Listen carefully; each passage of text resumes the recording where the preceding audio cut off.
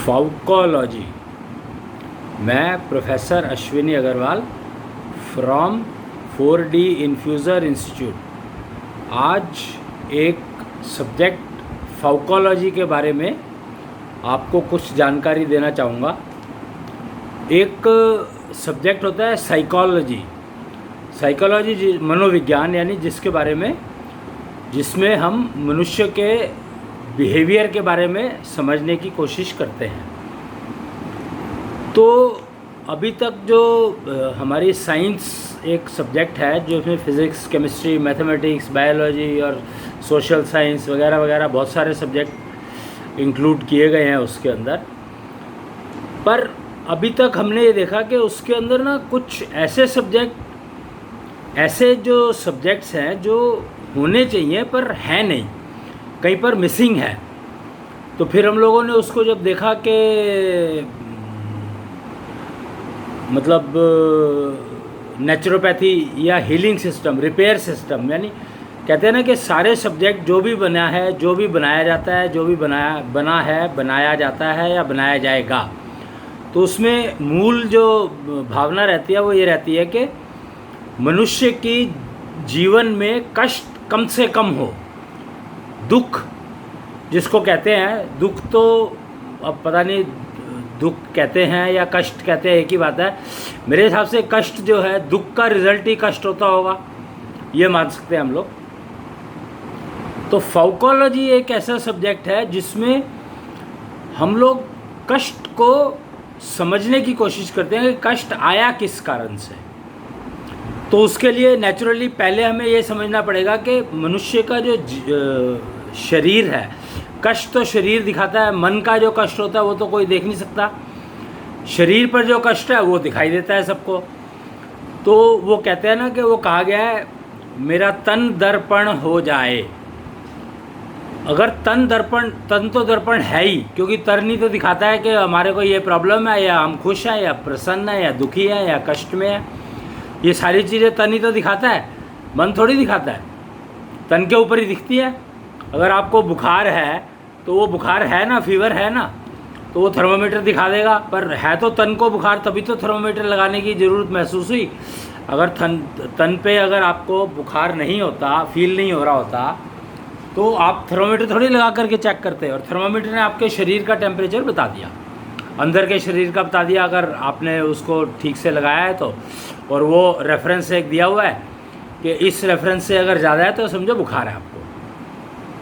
अब बुखार किस कारण से हुआ, उस कारण को दूर करना ज़रूरी है, पर बुखार से छूटना बहुत ज़रूरी है।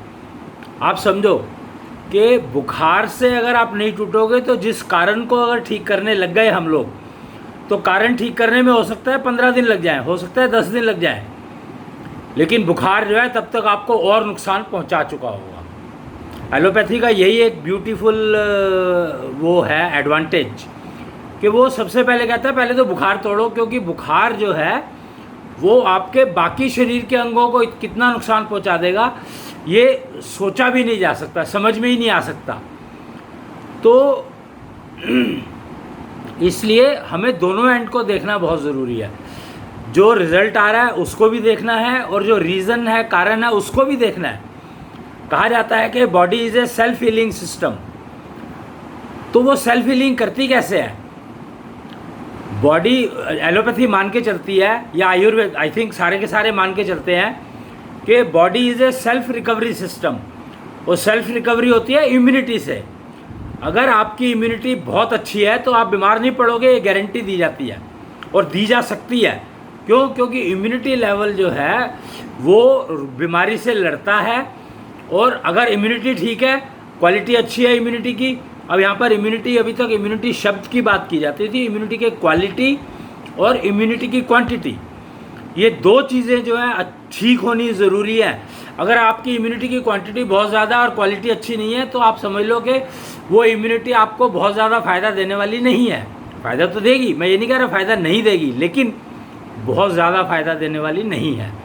कुछ फ़ायदा देगी और फिर आपको डिपेंड करना ही पड़ेगा एक्सटर्नल रिसोर्सेज पर to improve the immunity at that point. और इम्यूनिटी की क्वालिटी और इम्यूनिटी की क्वांटिटी, क्वांटिटी अगर कम भी है और क्वालिटी बहुत बढ़िया है तो वो डेफिनेटली आपको बहुत ज़्यादा फ़ायदा देगी। पर इम्यूनिटी की क्वालिटी कैसे मेंटेन करी जा सकती है? तो फार्माकोलॉजी एक सब्जेक्ट जिसकी मैं बात शुरू की थी, एक सुपर सब्जेक्ट कह सकते हैं इसको हम, जिसके अंदर हम लोग कंपोजिशन की स्टडी करते हैं, बॉडी के कंपोजिशन की स्टडी की जाती है और बॉडी को जीवित रखने के लिए जो चीज़ें रिस्पॉन्सिबल हैं, बॉडी को चलाने के लिए जो चीज़ें रिस्पॉन्सिबल हैं, उनकी स्टडी की जाती है। और मेनली क्या स्टडी है इसमें? मेनली बॉडी में देखो, अगर हमारे पास क्या क्या दिया है नेचर ने, एक तो हम फिजिकल कंपोनेंट के ऊपर जा सकते हैं, हमें क्या क्या कान दिए, आँख दिए, नाक दिए, फलाना फलाना दिया, अंदर बहुत सारे कंपोनेंट दिए जिनके बारे में हमें शायद पता है, पता भी नहीं है, ये भी हो सकता है, कुछ नाम पता होंगे, लीवर है, हार्ट है, वगैरह वगैरह, पर बहुत सारे नाम हमें हो सकता है ना भी पता हो। खैर, तो हम जब शरीर की बात करते हैं, जीवित शरीर की बात करते हैं, जिसको प्राणी कहा गया है, प्राणी यानी जीवित शरीर, और जो मरे हुए हो जाते हैं, डेड हो जाते हैं, उनको हम प्राणी नहीं कहते हैं, उनको हम क्या कहते हैं? डेड बॉडी कहते हैं, या मृतक कह देते हैं, या कुछ भी कह देते हैं। एक तो उसका नाम नहीं कोई रहता है, वो बॉडी बन जाता है, एक शब्द बन जाता है बॉडी, यानी डेड बॉडी है तो बॉडी है, मतलब वो प्राण नहीं है उसके अंदर। तो जिसके अंदर प्राणी है, हम प्राणी की बात कर रहे हैं, क्योंकि मरने के बाद तो तुम्हारे हाथ में तो कुछ है ही नहीं ना, तुम क्या हो क्या नहीं हो तुम्हें पता ही नहीं है, कुछ भी पता लगने का और पता लगाने की ज़रूरत भी नहीं है। और जो तुम्हारा किया जाएगा वो उनके जिनके ऊपर तुम डिपेंडेंट हो, वो तुम्हारा जो कुछ करेंगे, उससे तुम्हें कोई भी कनेक्शन है ही नहीं, कोई कनेक्शन नहीं है, कोई कनेक्टिविटी नहीं है, कुछ नहीं है अगर आप डेड बॉडी हो गए तो इसलिए आप ये समझ लें कि हम लोग प्राणी की बात करते हैं। फार्माकोलॉजी में प्योरली प्राणी की बात की जाती है, और प्राणी मतलब जीवित शरीर, और सारे कष्ट या सारे आनंद शरीर भोगता है, मन भोगता है या नहीं भोगता है कुछ पता नहीं है, और आत्मा भोगती है कि नहीं भोगती है कुछ पता नहीं है, ऊर्जा भोगती है कि नहीं भोगती है कुछ पता नहीं है, लेकिन शरीर भोगता है, ये सब कुछ जानकारी है, हर एक को है, सबको है, मेरे को भी है, आपको भी है, सबको होगी ही, कि शरीर भोगता है आनंद और शरीर ही भोगता है कष्ट। और शरीर को प्राणी हम कहते हैं, प्राणी भोगता है कष्ट, प्राणी का शरीर दिखाता है, दर्पण प्राणी का शरीर है जो दिखाता है कि हम कष्ट में हैं या आनंद में हैं।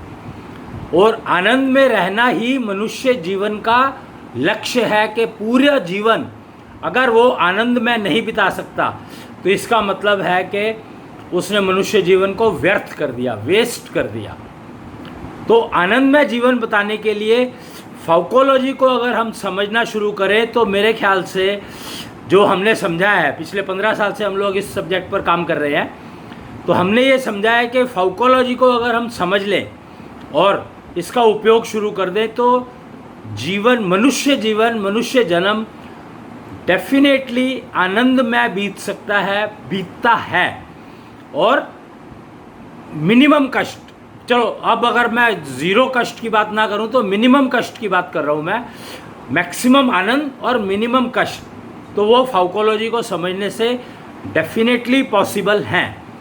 तो ये संदेश मुझे आज देना था आपको, और इसके ऊपर अगर आपको कोई भी जानकारी चाहिए तो आप 4D इन्फ्यूज़र इंस्टीट्यूट को कांटेक्ट कर सकते हैं, संपर्क कर सकते हैं, या 4D इन्फ्यूज़र इंस्टीट्यूट जो कोर्सेज ऑफ़र करता है उन कोर्सेज़ को ज्वाइन कर सकते हैं।